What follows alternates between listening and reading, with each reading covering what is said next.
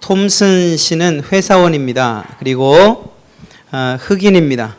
그는 출장을 자주 다니는데 어느 날 일요일 다른 주, 미국은 여러 주가 있으니까 다른 주로 출장을 가게 됐고, 그는 크리스찬이었기 때문에 교회를 가게 됩니다. 그런데 그는 그 예배에 참석할 수가 없었습니다. 왜냐하면 출입문에서 강력한 저지를 당했기 때문입니다. 이유가 무엇이었을까요? 흑인이었기 때문입니다. 그곳은 백인 전용 교회였고 흑인은 예배할 수 없었습니다. 예배 시간이 되자 교회 문은 굳게 닫혀버리고, 그리고 톰슨 씨는 바깥에 들어가지도 못한 채 혼자 덩그러니 남게 됩니다. 교회에서는 무슨 소리가 들렸을까요? 찬송 소리가 들리죠. 간간히 아멘 소리도 들리고, 그리고 또 손뼉 소리도 들렸어요. 눈보라가 몰아치는 겨울이었는데 오히려 톰슨 씨의 그 마음은 밖에 불어치는 그러한 눈보라, 그리고 또 그 겨울바람보다 더 차가운 바람이 불지요. 너무 슬퍼서 땅바닥에 주저앉아 울기 시작을 합니다. 그때 예수님께서 톰슨 씨 옆에 나타납니다. 그대는 왜 땅바닥에 주저앉아 울고 있지? 왜 울고 있습니까? 예수님께서 이렇게 묻죠. 톰슨 씨가 대답합니다. 이곳이 백인 전용 교회라는 이유 때문에 출입을 저지당했고 저는 예배할 수 없어서 너무 슬퍼서 울고 있습니다. 그러자 예수님께서 부드러운 손길로 톰슨 씨의 등을 어루만지면서 이렇게 말합니다. 울지 말아라. 이 교회가 생긴 지 100년이 넘었는데 나도 아직 못 들어가 봤다. 무슨 말씀인지 아시겠어요? 예수님도 못 들어가셨어요. 유색인종이어서. 백인만 예배하는 곳. 여러분, 그곳엔 누가 과연 그들의 예배를 받았을까요? 아마 자기들끼리 예배하고 그곳의 주인 되신, 정작 주인 되신, 머리 되신 예수님은 바깥에 그냥 들어오지도 못한 채 기다리게 한 그러한 교회가 아니겠는가. 지금도 미국에는 흑인 전용교회, 백인 전용교회가 있다는 사실을 아시죠? 그런 것을 생각하면서 오늘 우리가 살펴보고자 하는 교회의 특징 가운데 세 번째, 보편성에 관한 내용을 우리가 이야기하며 또 나누며 은혜 받고자 합니다. 예수님께서 요한복음 3장 16절의 말씀 혹은 마태복음 28장 19절에서 20절의 말씀을 통해서 교회가 열려 있고 하늘나라가 열려 있다는 사실을 선포하십니다. 하나님이 세상을 이처럼 사랑하사 독생자를 주셨으니 이는 저를 믿는 자마다 멸망치 않고 영생을 얻게 하려 하심이라.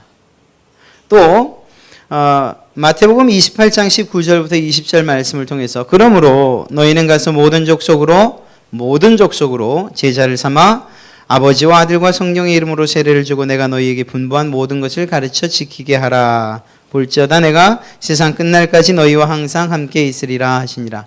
여러분, 요한복음 3장 16절에서 만약 한 단어를 집어넣으라고 한다면 저는 이는 저를 믿는 자마다 누구든지 라는 이 한 단어를 집어넣겠습니다. 사실 제 생각만은 아닌 것이 표준 세번역 성경이나 쉬운말 성경이나 이렇게 우리말 성경을 보면 거기에는 실제로 누구든지라는 이러한 단어를 삽입해 놓고 있습니다. 그렇습니다. 교회를 떠나서 구원받는 사람들, 구원의 대상자는 정해져 있는 것이 아니라는 것입니다. 누구든지라고 되어 있습니다. 또한 예수님께서도 말씀하셨던 것처럼 너희는 가서 모든 족속으로 제자를 삼으라고 하셨어요. 실제적으로 보면 이 예수님의 말씀에 대해서 베드로도 편견을 가지고 있었고 야고보도 편견을 가지고 있었죠. 그래서 실제로 그들은 이방인 전도 사역에 그렇게 최선을 다하지 못했어요. 그래서 하나님이 누굴 세우시죠? 사도 바울을 세우신 이유가 거기 있습니다.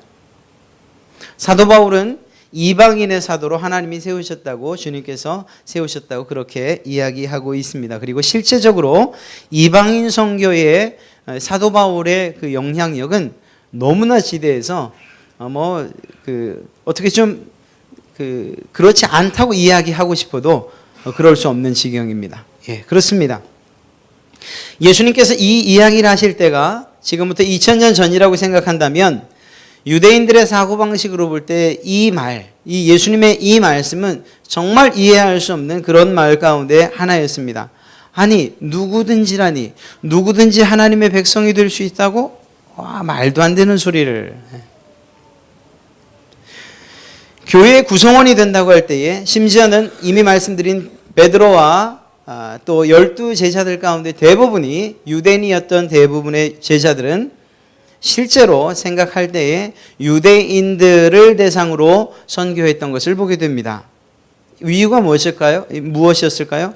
그들 가운데 있었던 하나님께서 선택하신 백성이요 민족이라는 선민의식이 있었고 또한 그것이 교회 안에도 여전히 작용하고 있었다는 것을 우리는 알 수 있는 것이죠. 여러분 세상 가운데에서 불러냄을 받은 사람들, 그 불러냄을 받은 에클레시아라고 하는 그것이 교회라고 말씀을 드렸죠. 그런데 이러한 구도가 똑같이 이스라엘 백성들에게도 적용되는 것을 아십니까? 아브라함을 하나님께서 부르실 때에 아브라함은 어떤 위치에 있었습니까? 어떤 자리에 있었고 그는 무엇을 하던 사람이었죠? 그냥 한마디로 말하라고 한다면 아무것도 아닌 사람이었어요.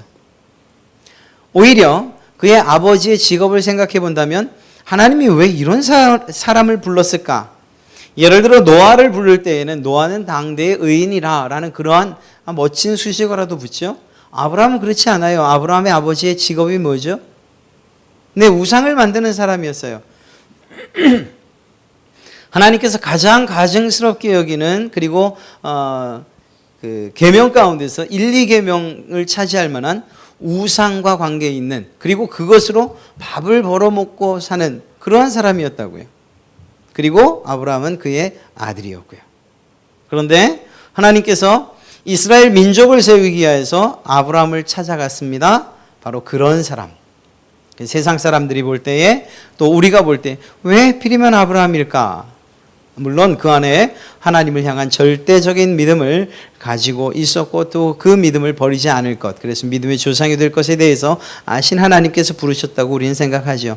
그러나 표면적으로 볼 때는 그렇다는 것입니다. 이처럼 세상으로부터 이스라엘 백성으로 삼기 위해서 하나님이 불러내셨어요. 하란으로부터 불러냈고 그리고 그들에게 가나안 땅을 허락하셔서 이스라엘 백성, 이스라엘 민족을 이루셨다는 말입니다.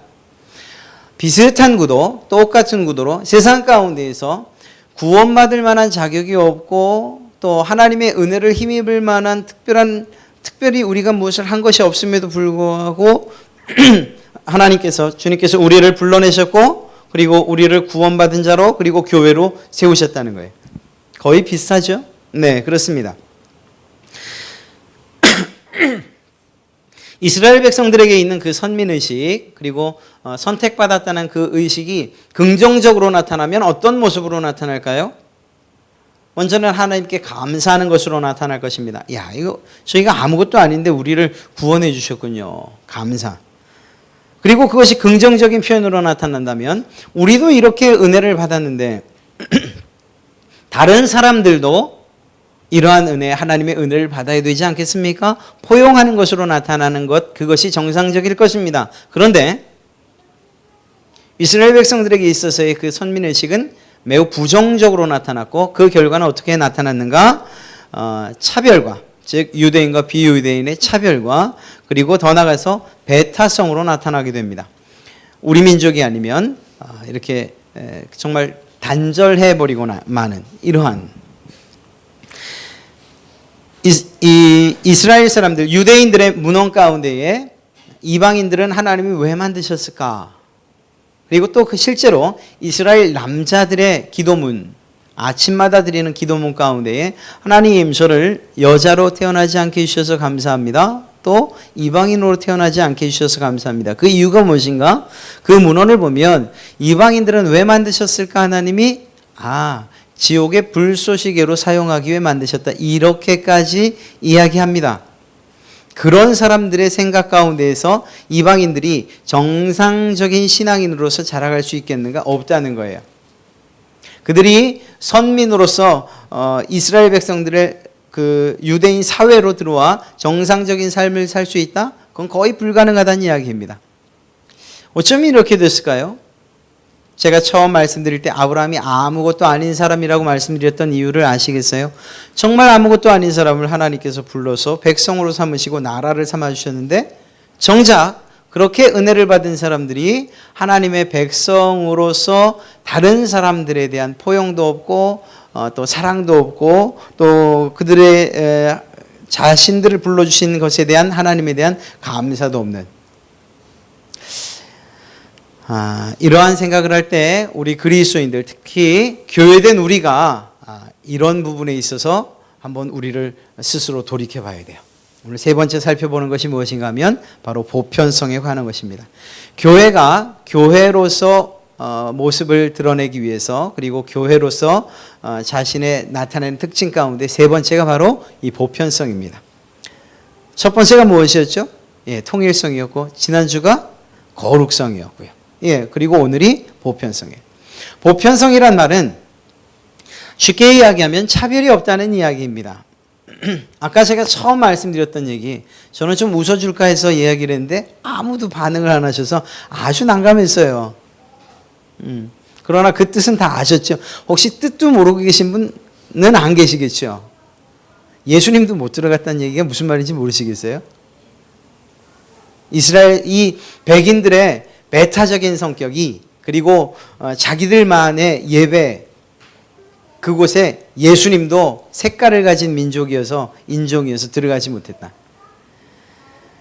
이것이 우스갯소리처럼 생각되지만 그러나 교회의 가장 큰 특징 가운데 하나인 보편성을 완전히 무시하고 있는 것이라는 것입니다. 그러면 그 교회는 정상적인 교회라고 할 수 없는 거예요. 이런 면에서 우리가 다니는 그리고 여러분들이 속해 있는 이 교회가 바로 교회의 특징을 나타내는 보편성에 있어서도 아무런 문제가 없는 교회가 되어야 될 것이라는 것입니다. 그런 면에서 한 가지 우리가 생각해야 될 것, 두 가지를 생각해야 되는데 첫째는 어떤 면에 있어서도 어떤 이유에 있어서도 차별해서는 안 된다는 거예요. 누가 저 문을 통해 들어오더라도 그 문을 막는 일은 있어서는 안 된다는 것을 이야기하는 것입니다. 여러분 말씀드린 것처럼 보편적이라는 이 말은 사실은 누구나 상관없이 다 주님 앞으로 나올 수 있다는 거예요. 그것이 자기 의지건 하나님께서 부르신 부르심이건 간에 다 주님 앞으로 나올 수 있는 것이고 그리고 그 나오는 길을 우리 사람들이 막을 수 없다는 것을 의미하는 것입니다. 왜 그럴까요? 이 교회 자체가 하나님께서 세워주신 그러한 기관이기 때문이죠. 예전에도 있었고 지금도 있고 앞으로도 있을 그러한 기관이기 때문입니다. 교회라는 것이 그렇다는 것입니다. 지역적으로도 우리 대한민국 혹은 서울, 시흥 이곳에뿐만 아니라 이곳으로부터 정반대편에 있는 그러한 그 땅에도 여전히 교회가 있어요. 세계 모든 곳에 교회가 있다는 거예요. 즉 다시 말해서 모든 인류 그리고 전 계층에 교회가 다 있다는 것입니다. 그런 면에서 볼 때 이러한 사람들이 구분지어 놓은 인종 혹은 계급, 학식 또는 남녀 이러한 것들에 있어서 구분을 받아서 교회가 그 출입을 그리고 은혜 받는 일들을 제한해서는 안 될 것이라는 겁니다. 선교단체들이 있죠. 선교단체와 교회가 가장 다른 점은 무엇일까? 바로 이 점이에요. 선교단체는 특정한 대상들을 특정한 사람들을 대상으로 삼는 경우가 있어요. 그래서 대학생 선교단체 그러면 거기에는 대학생들이 주축을 이뤄서 선교 활동을 해요.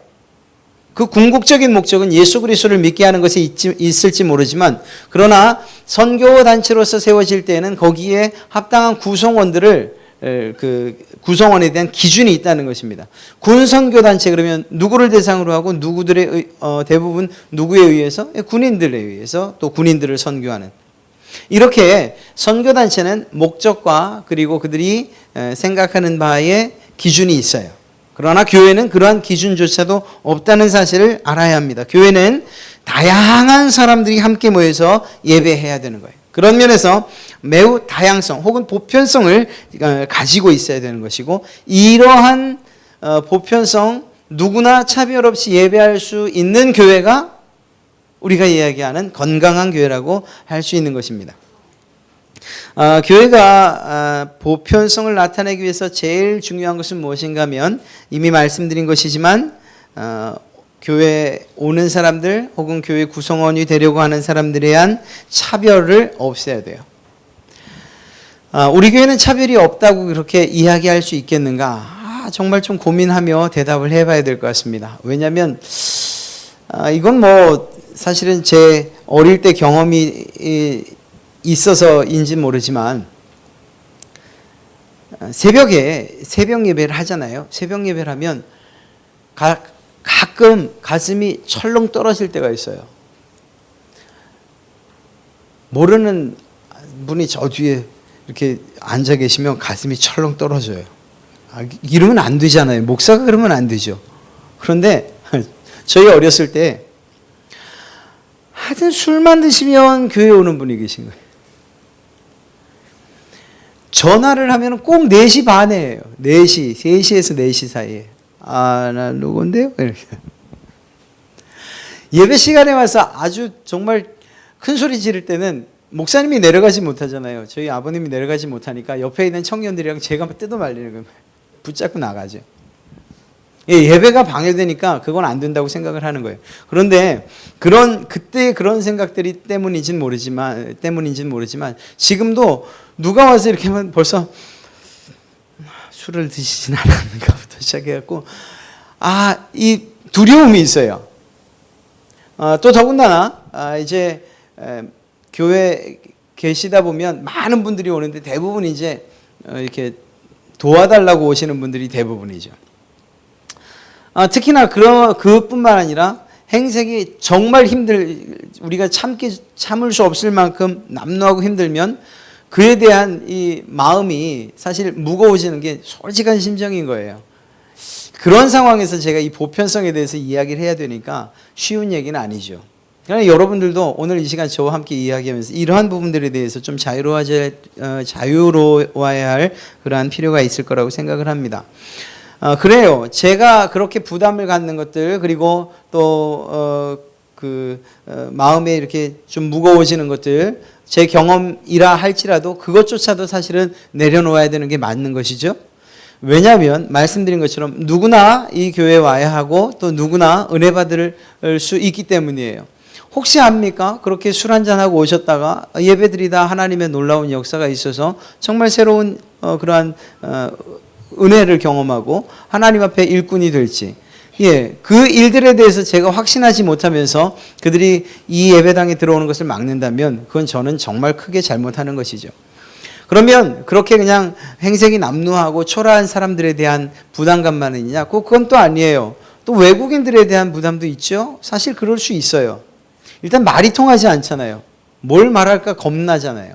또 동남아 혹은 지금은 뭐 워낙에 많이 우리들의 의식이 바뀌었다고 하지만 또 예전 같은 경우에 동남아 사람들이나 혹은 그쪽에서 오신 근로자분들이 함께 예배하기 위해서 이곳으로 나온다. 이럴 때 느끼는 그 감정들, 과연 저분은 우리 교회에서 어떻게 교회 구성원이 될까? 때로는 도움이 될까? 우리가 어떻게 더 많은 도움을 드려야 되는 것은 아닌가? 어떻게 도울 수 있을까? 이런 많은 생각들, 그냥 다른 그분들이 예배하는 곳으로 가셨으면 좋겠다. 그곳을 소개시켜 드릴까? 뭐 이런 생각으로 이렇게 가게 된다는 것입니다. 사실 뭐 언어가 통하지 않는다면 은혜 받기가 쉽지 않겠지만, 그렇다 할지라도 우리의 마음은 그래서는 안 된다는 거죠. 누가 들어오더라도, 어떤 사람이 오더라도 문이 열려 있어야 되는 것은 맞다는 것입니다. 그러면 이제 그렇게 외적으로 보여지는 사람들에 대한 부분들을 우리가 극복했다고 해서 보편성에 관한 문제에서 우리가 자유로울 수 있는가? 그건 아니에요. 왜냐하면 우리가 살면서 내적으로 혹은 그 상황들이 우리와 다른 이들도 있어요. 예를 들면 뭐 혼자 되신 분들, 싱글맘들이나 혹은 그 직업적으로 정말 예수님을 믿는 사람들, 그래 정말 예수님을 열심히 믿으면 저런 직업을 가지실까 하는 그런 사람들, 그런 분들도 이 교회에 올 수 있잖아요. 그럴 때에 우리의 마음이 어떠냐는 거죠. 늘 열려 있어서 그분들도 역시 함께 은혜 받을 수 있는 분들로 우리가 맞아 드릴 수 있어야 되지 않느냐는 거죠. 아픈 사람들, 뭐 그런 경우에 우리가 뭔가 도움을 줘야만 한다는 그런 강박관념 때문에 또 그분들이 우리에게로 가까이 오는 것에 대해서 부담을 느낀다거나 하는 이런, 하여튼 어떤 면에 있어서든지 간에 우리가 그분들의 은혜 받는 일들을 막을 수 없다는 것, 그것을 보편성이라고 이야기할 수 있다는 것입니다. 사실 세상은 차별이 심하다고 이야기를 해요. 그래서 뭐 인종의 차별도 있고, 성에 대한 차별도 있고, 지역에 대한 차별도 있고요. 또 뭐 학벌에 대한 차별도 있고 그렇습니다. 교회도 사실 교회 안에는 그런 것들이 없어야 하는데 실제적으로 있는 경우가 사실 왕왕 있지 않습니까? 이미 말씀드린 대로 인종에 대한 차별, 아까 제가 처음 서두에 말씀드렸던 것처럼 그러한 일들, 그리고 성에 대한 차별들, 지금은 많이 없어졌다고 하지만 그래도 또 아직도 뭐 이렇게 따로 앉아야 되는 이런 교회들도 있고요. 뭐 혹은 지역에 관한, 혹은 학벌에 관한 이런 여러 가지 이유에 의해서 누구도 차별을 받아서 안 되는 곳, 그것이 바로 교회라는 것입니다. 이 일이 쉽지는 않을 거라는 걸 잘 알아요. 네. 왜냐하면 이렇게들 얘기하시죠. 교회가 이제 뭐 저희 교회가 작지만 좀 큰 교회 가면은 그런 어떤 그 소그룹을 할 때에 뭐 취미별로 한다든가 아니면 뭐 직업별로 한다든가 하는 그런 교회들도 없지 않아 있어요.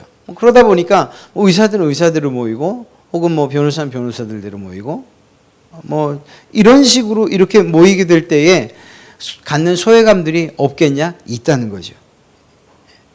그럴 때조차도 사실은 그러한 모임들이 중요하긴 하지만, 그러나 그렇지 않은 사람들에 대한 배려를 교회가 하고 있느냐 없느냐, 이것에 대해서 생각을 해야 된다는 것입니다. 그래서 그러한 것들이 차별로 여겨진다면 과감히 그 일들에 대해서 하지 않는 일들도 그리고 그것들을 멈추는 일들이 교회는 필요하다는 것이죠. 교회는 예수님 안에서 모두 서로 동등하고 그리고 평등함을 누려야 하는 그러한 사람들입니다. 세상의 모든 사람들이 부유하다 해도, 그리고 많은 것을 가졌다 해도, 또 많이 배웠다 해도 여전히 하나님 앞에서 수고하고 무거운 짐진 자들이라는 사실을 우리는 부정할 수 없어요. 그렇다고 한다면 그의 짐이 조금 더 무겁냐 가볍냐의 문제이지, 주님 앞으로 나와서 해결받아야 한다는 사실만큼에는 틀림이 없다는 것입니다. 그렇기 때문에 교회는 남녀노소 혹은 빈부귀천 혹은 이미 말씀드린 인종이나 성이나 지역이나 학력에 의한 차별들이 있어서는 안 된다는 것입니다.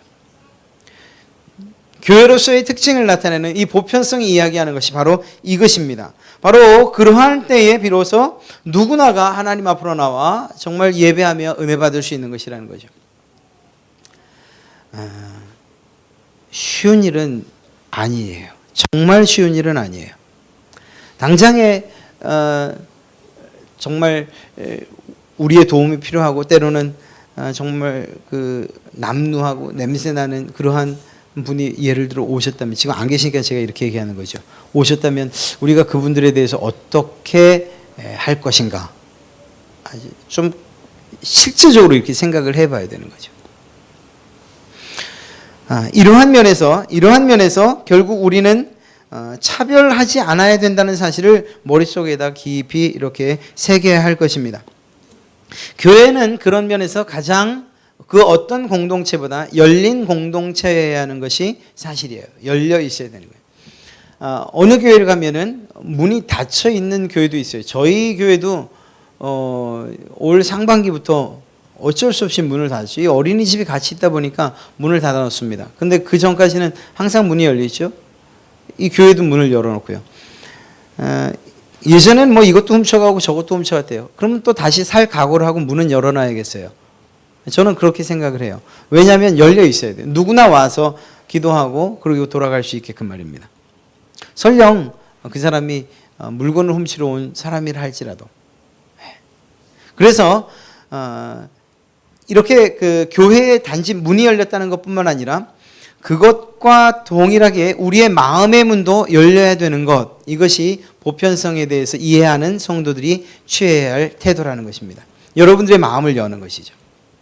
그래서 누가 오든지 간에, 또 어떤 상황에 사람이 오든지 간에, 어떤 문제를 가지고 오든지 간에 우리와 좀 맞지 않고, 때로는 생각이 또 사고가 맞지 않고, 또 그 삶의 레벨이 맞지 않는 사람이 온다 할지라도 그래도 우리의 마음의 문이 그것 때문에 닫히는 일들은 없게끔 우리가 끝까지 기도해야 하리라 믿습니다. 이것이 바로 주님께서 우리에게 요청하시는 바라는 것을 우리는 생각해야 돼요. 이유가 뭘까요? 이유가? 사실은 이유는 명백해요. 예수님께서 구분하지 않으셨어요. 예수님께로 나오는 어떤 사람들을 구분해서 받지 않으셨다는 거예요. 우리는 예수님의 제자들이라고 말하고 예수님의 가신 그 길을 따라 걷는 사람들이라고 그렇게 이야기하지 않습니까? 그렇다면 예수님께서 가셨던 그 길과 예수님께서 하셨던 사람들을 본받아야 되는 것이고, 그래서 예수님의 모습을 보니까 예수님은 그 누구도 차별하지 않더라 하는 거예요. 예. 아픈 사람들, 혹은 병든 사람들, 혹은 심지어는 귀신 들린 사람들, 배고픈 사람들, 그 누구도 주님 앞으로 나올 때에 제지당한 적이 없어요. 심지어는 어린아이들도요. 제자들이 막았죠. 제자들이 오히려 막았어요. 그러나 그 일 때문에 제자들이 오히려 책망을 듣지 않습니까?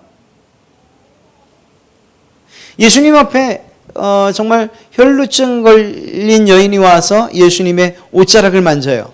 물론 예수님께서 모르는 척할 수도 있었지만 다시금 뒤를 돌아보아서 그 여인과 이야기를 하신 것은 그 여인에게 새로운 자유를 허락해 주시고, 그리고 정말 그 받은 기적들에 대해서 재확인시켜주고, 무엇보다 구원을 허락하시기 위함이었어요. 창피를 주려고 했던 것이 아니라는 거죠. 즉 다시 말해 예수님께로 나오는 그 누구도 예수님이 막지 않으셨다는 거예요. 오늘 여러분과 함께 읽었던 요한복음 3장 16절에서 누구든지 주님 앞에 나오기만 하면, 정말 누구든지 예수 그리스도 그 이름을 부르기만 하면 구원받게 하신다라는 이것이 누구든지라는 이 사실이 결코 예수님이 그냥 하신 얘기는 아니라는 거예요. 정말 예수님 앞에 나올 때 그 사람이 무엇이든지, 어떤 직업을 가졌든지, 어떤 인종이든지, 남자이든 여자이든, 빈부격차를 상관없이, 어른이든 아이든 상관없이 주님 앞으로 나오기만 하면, 그리고 예수 그리스도를 믿기만 하면 구원을 허락하신다는 사실을 우리가 잘 알지 않습니까? 예. 그리고 그 대상자들이, 그 은혜의 수여자들이 바로 여러분과 저 아닙니까? 예수님께서 우리들에게 구원에 있어서 조건을 제시했다면 우리는 정말 심각해질 뻔했어요. 예를 들어 돈으로 제한을 하셨다고 한번 해볼까요? 야, 구원받을 만한 사람들 20억 이상은 있어야지 내가 구원해 주마라고 얘기했다면 이 가운데 한 분 정도 계실까요? 계시지 않을지도 몰라요. 예, 없어요. 어떤 아름다운 미, 학력, 이 모든 것들을 예수님께서 구원의 조건으로 제시를 하셨더라면, 그렇다면 주님 앞으로 나왔다가 그것에 그 벽에 가로막혀 돌아가는 사람들이 어마어마하게 많았을 것이라는 거예요. 어쩌면 예수님께서 유대인만이라고 하셨더라면, 그러면 정말 이방인들이 구원받는 일들은 없었을 것이라는 거죠. 또 유대인들에게 억한 심정이 있으셔서 이제 유대인들은 끝, 이방인들만 구원하겠다? 그렇다면 유대인들에 대한 구원은 물 건너간 것이 되는 거예요. 그러나 주님께서는 그것들에 대해서도 이야기하지 않으셨다는 거예요. 누구나. 그래서 여러분들도 예수 그리스도의 그 구원의 기쁨과 그 은혜를 누리는 것 아니겠습니까? 바로 우리가 그 은혜의 수요자들이에요. 그 보편성, 교회의 보편성의 그 혜택을 입는 사람들이 바로 누구냐? 바로 우리예요. 우리가 그런 은혜를 입었다고요. 그런데 은혜를 입은 우리가 예수님도 그렇게 말씀하지 않으시고 예수님도 막지 않는 그 길을 가로서면서 당신은 이곳에 들어올 만하지 못해요 라고 이야기한다면, 그렇다면 그것이 하나님께서 기뻐하실 만한 일이냐는 거예요. 사랑하는 성도 여러분, 우리가 참 연습을 해야 될지 모르고 또 훈련까지도 해야 될지 모르겠습니다만, 그러나 이렇듯이 이 보편성이라는 이것이 우리의 마음 가운데 이렇게 잘 녹아져 들어가게끔 그렇게 우리가 기도해야 될 기도의 제목이면 틀림없습니다. 여러분들 기관에 혹은 어떤 부서에 있어서도 마찬가지예요. 보통 교회 안에 기관들이 있어서 연령대로 이렇게 나누잖아요. 혹은 여전도회, 남전도회로 나누기도 하고요. 그러면 새로운 사람들이 있어요. 이 사람들에 대한 기존에 있는 분들이 어떤 태도를 취하느냐, 이것도 좀 작은 의미이지만 교회의 보편성을 드러내는 일 가운데 하나라는 것을 생각하셔야 돼요. 큰 교회든 작은 교회든 참 신기하게도 그것은 있어요. 어느 교회나 마치 이렇게 그 스크럼을 짠 것처럼 다른 사람들이 침투하기 어려운 그런 어떤 이 단단한 띠가 있어요. 그러나 이것을 없애지 않는 이상 우리는 교회의 아름다운 특징, 보편성을 지니고 있습니다라고 이야기할 수 없다는 거예요. 여러분들의 기관에 새로운 어떤 성도가 그리고 등록을 한다든가 또 혹은 그 기관에 들어가게 될 때에 그들에 대해서 혹시 몰라도, 혹시 우리와 생각이 좀 달라도, 우리의 조건에 좀 맞지 않아도 마음을 넓게 여시고 받아들이는 이러한 일들이 꼭 필요하리라 믿습니다. 예, 이것이 교회로부터 시작되고 기관으로 또 그곳에서 또 구역에서도 마찬가지고요. 그래서 누구나에게 마음이 열려 있고 누구나에게 정말 은혜가 열려 있는 그곳이 바로 이 교회가 되어야 된다는 것입니다. 그렇지 않고서는 정말 교회 안에서 상처받는 이들이 앞으로도 계속 생겨날 수밖에 없다는 거예요. 교회에서 오히려 말씀을 통해 은혜를 받으며 위로를 받을 사람들이 하는 차별 때문에, 사람들이 하는 구별 때문에 그렇게 상처받는다면 이것은 하나님께서 기뻐하시는 일이라고 할 수 없는 것이죠. 그렇습니다.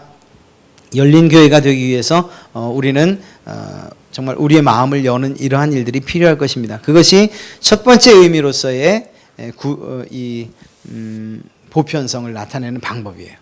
그래서 그렇게 하셔야 되고, 두 번째는 좀 넓은 의미로 본다면 선교에 좀 열심 내어야 합니다.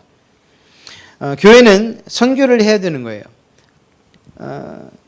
계층을 구별하지 않고 그리고 차별하지 않고 전도해야 하고 또 더 많은 사람, 더 다양한 사람, 더 다양한 지역에 주의 복음을 전하기 위해서 애써야 돼요. 그걸 넓은 의미로 선교라고 이야기할 수 있죠. 그런 면에서 사실 저희 교회가 선교위원회를 세우고 그리고 재정을 분리하고 그리고 평신도 사역으로 돌린 이유가 거기에 있는 거예요. 제가 주도하는 것이 아니고 여러분들이 그 일들을 감당할 수 있어야 되는 거죠. 그 일에 대해서 책임을 가지고 말입니다.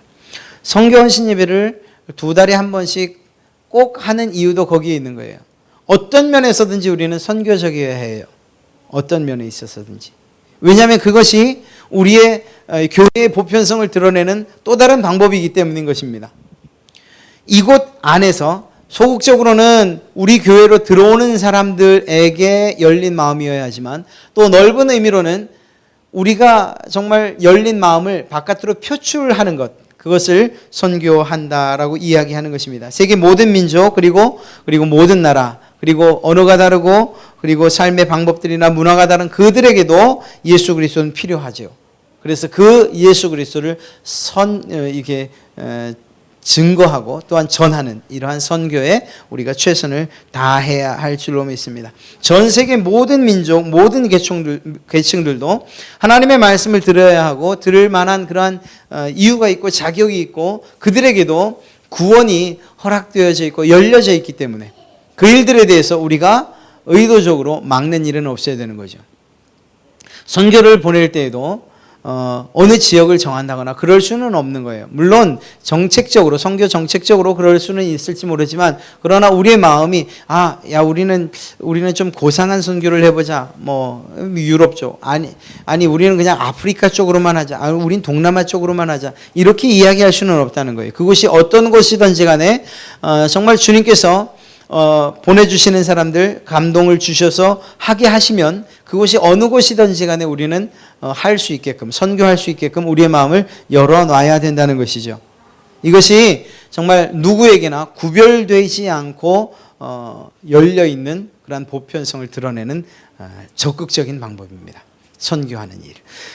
여러분 한 가지 좀 생각해 볼 필요가 있어요. 무엇인가 하면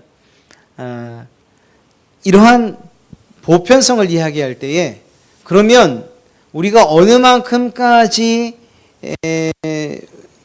우리의 마음을 열어야 되는 것입니까? 이렇게. 예를 들면 이것입니다.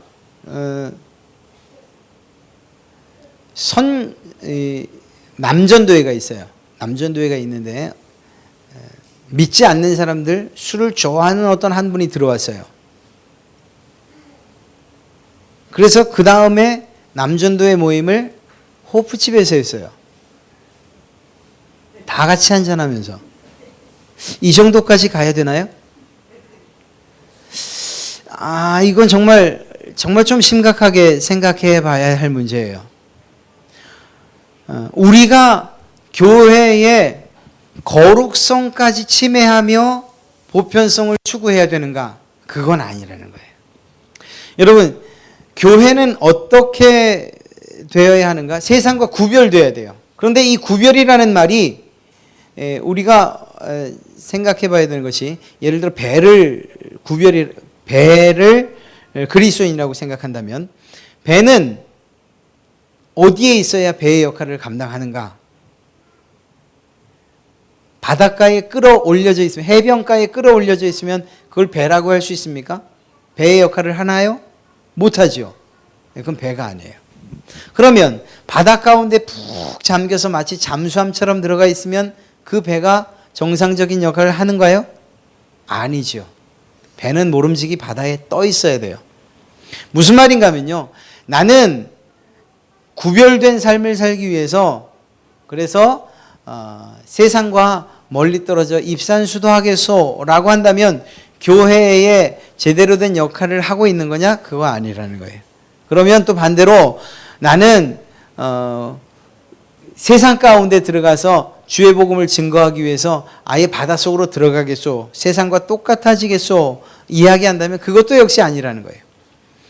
배가 바다 위에 떠 있어야 돼요.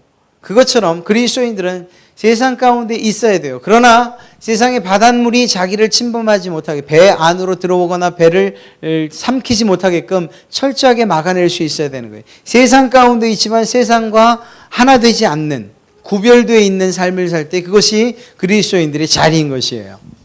그런 자리에서 우리는 구별되어지는 거룩성도 지켜야 하고 또 똑같이 그 자리에서 보편성도 지켜가야 되는 거예요.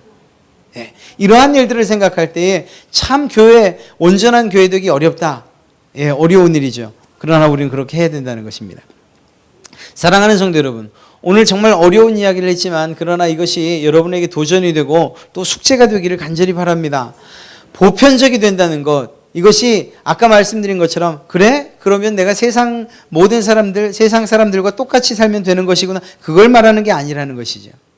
오히려 여전히 구별된 삶을 살고 거룩성을 유지하며 살지만 그러나 우리의 마음만큼은 열려서 누가 오든지 간에 교회로 받아들일 수 있는, 제가 아주 노골적인 그러한 질문을 하나 던져볼까요?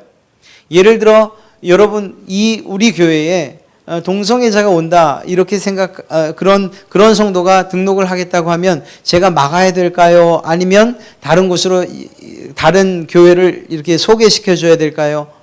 어떻게, 아니면 고치고 오십시오 이렇게 말을 해야 될까요? 여러분 어떻게 생각하세요? 그래도 받아야 되는 게 맞지요. 예, 여러분 역시 확실히 열려있는 마음을 가지고 계셔요. 어렵지만 그래야 돼요.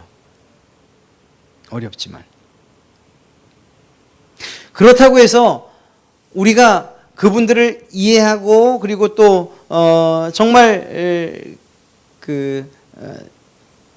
교회에 말씀드린 보편성이라는 그러한 취지에서 함께 예배하고 함께 신앙하고 하는 일들은 있지만 그러나 그 일이 정말 그것이 때로는 범죄요, 때로는 질병이라는 사실에 대해서 우리가 망각하면 되는가? 그건 또 아니라는 거예요.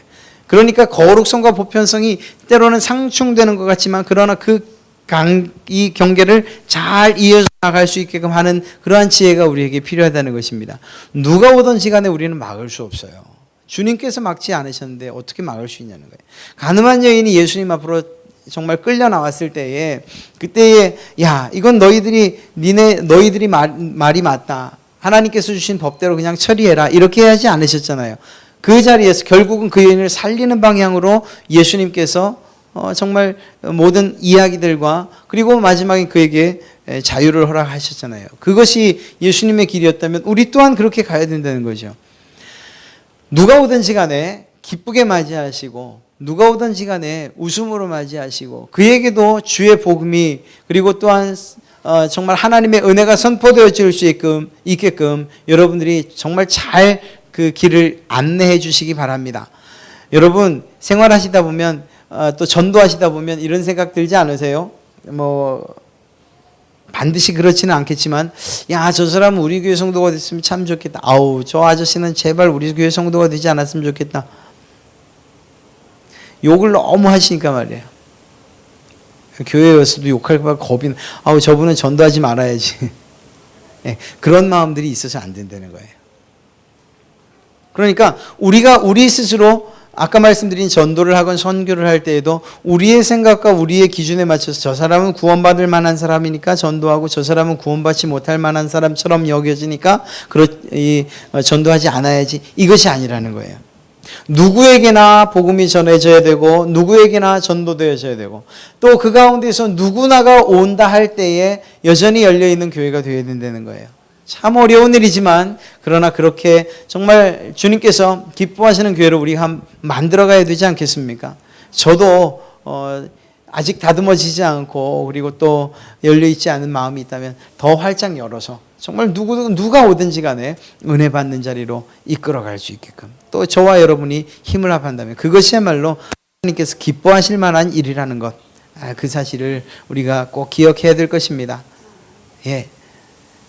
정말 정말 목사님 힘드네요. 그렇게 생각되신다면 그러면 한번 생각해 보세요. 내가 어떤 자격이 있어서 구원을 받았던가? 나는 과연 무슨 자격이 있어서 하나님의 은혜 가운데로 들어와 지금 이 은혜를 누리고 있는가?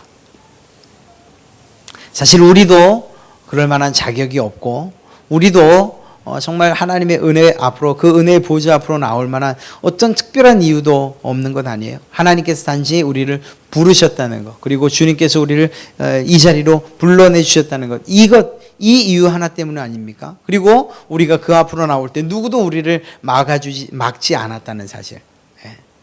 그렇다면 그 누구일지 모르지만 그분이 주님 앞으로 나올 때에 우리가 그 앞을 가로막는 일들을 해서는 안 되는 거죠. 아무리 깍쟁이라 하더라도 아무리 동네에서 욕을 먹는 사람이라 하더라도 그런 사람들일수록 그냥 다른 교회 못 가니까 우리 교회 오라고 그렇게 하셔요. 그래서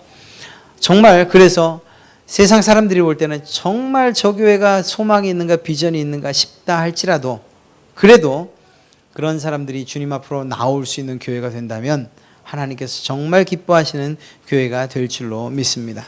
여러분 사실 목사로서 그런 생각을 왜 안 하겠어요? 야, 우리 교회도 좀 근사한 성도들이 있으면 좋겠다. 그러나 그게 얼마나 틀린 생각인지 여러분 잘 아시잖아요. 우리 교회 근사한 분들 다 오면 다른 교회는 안 그런 분들 다 가실 거 아니에요. 다른 교회 다 근사한 분들 가시고 또 우리 교회는 또 그렇지 못한 분들 오셔서 정말 하나님의 은혜 가운데서 변화되어지는 이러한 일들을 경험한다면 그것이 여러분에게도 또 하나님에게도 더 큰 기쁨이 될 줄로 믿습니다.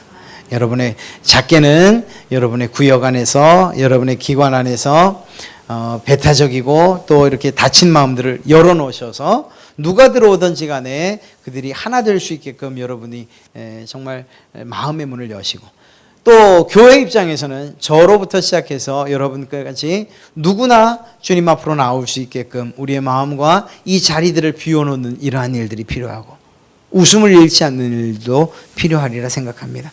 넓게는 우리가 선교하는 일에 열심을 다해서 적극적으로 정말 교회의 보편성을 드러내는 이러한 일들을 할 수만 있다면 정말 하나님께서 기뻐하시는 그러한 우리 교회가 되리라 믿습니다.